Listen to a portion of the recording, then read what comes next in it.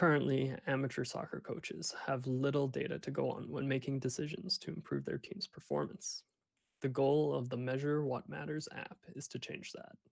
Soccer teams of all ranks should have access to data about their team's performance and be able to visualize these metrics over time.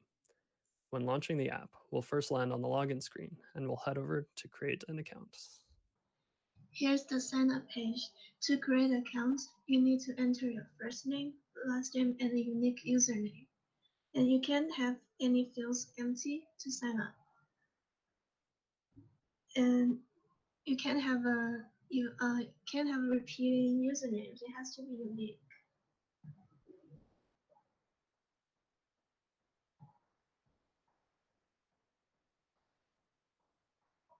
So here the username is already taken.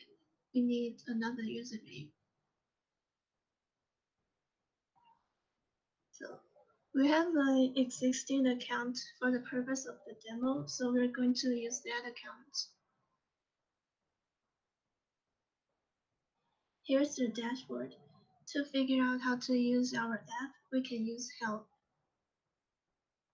Say we need to figure out how to create a team to begin recording. We can click the team section and look through it.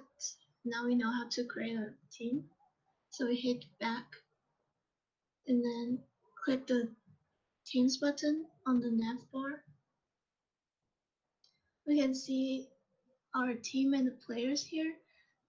Like say we want to add a team, hit the Add Team button. So we can add a player to our new team.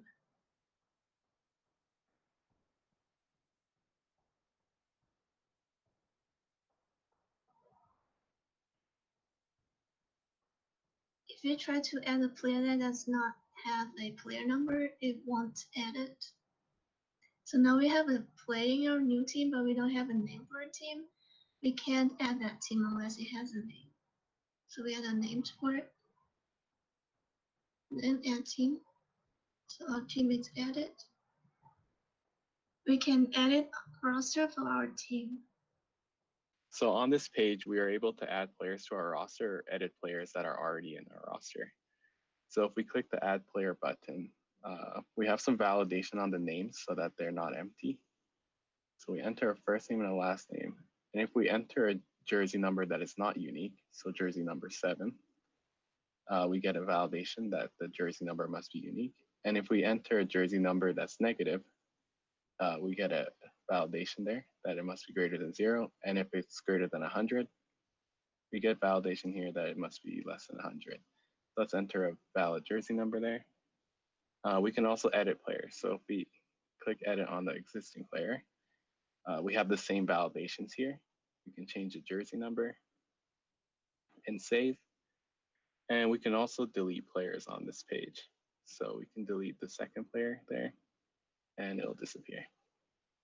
From here, we'll go on to create a match since we now have a team ready to go. So on this page, we can create a match. So we choose our team. We choose the opponent Arsenal. We can also choose whether it's a home or away game. And we can choose a time at which the match will occur.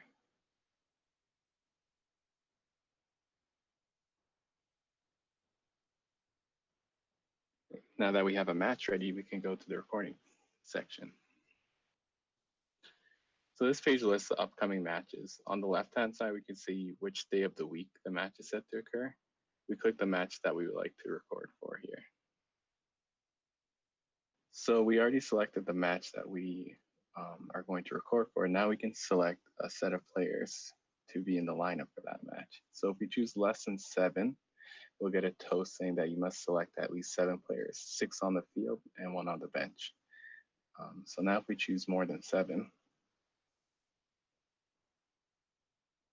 we are taken to the recording page.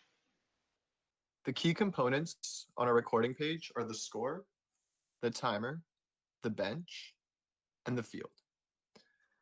Each player on the field in the game has a widget corresponding to them. And there's one widget for the opposition, which is used as a generic event calculator for the opposition. If we click on one of our players to sub them out, we can drag them to the bench and switch them for any other player. This can be done if the timer is paused or if it's active. If we click the start button to start a match, we can synchronize our timer with the timer currently going on the live match. If a match has a stoppage, we can click pause. We can resume this match again, and again show that we can make a substitution at a live point. Now, if we click pause, we can choose to end the half and start the second half. So now we've started the second half. If we hit the start button to get the timer going as the game is starting, we can show the different events that Measure What Matters collects. If we click on Daniel Chui and move our mouse, it shows that Daniel has the ball right now. If you click on Ayub, now that's considered a pass to Ayub, and now Ayub has possession.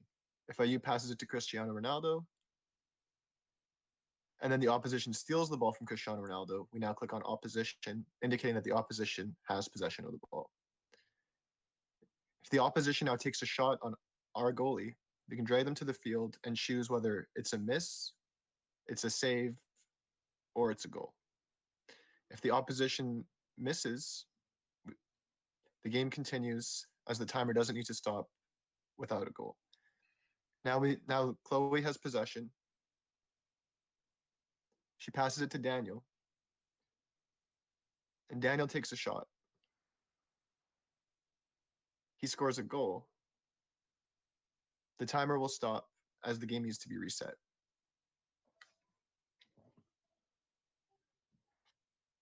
Now we're going to show how this works in a live game.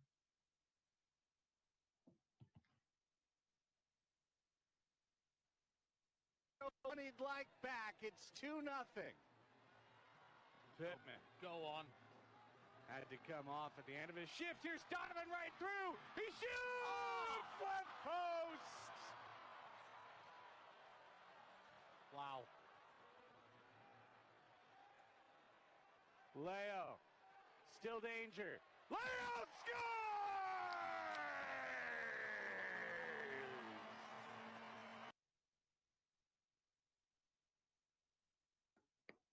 Taylor's gotten really good at using this app. So if we click the endgame button now, it'll bring us back to the dashboard. Now we can click stats by match to show all of our previously recorded matches. And if we go to our Christmas Eve game against Liverpool, it'll bring us to the stat dashboard for that match.